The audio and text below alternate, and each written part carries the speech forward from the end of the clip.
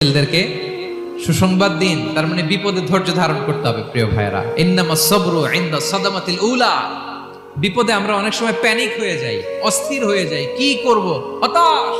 না, মুমিনরা হতাশ হয় না, ধৈর্য ধারণ করে। কি করে? কি করে?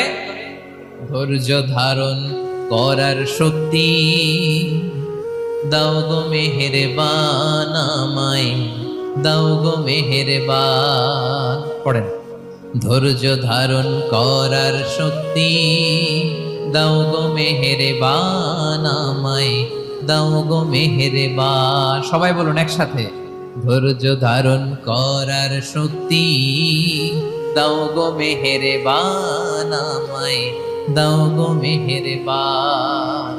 বুকের ভেতর ব্যথার নদী বইছে অবিরা, বইছে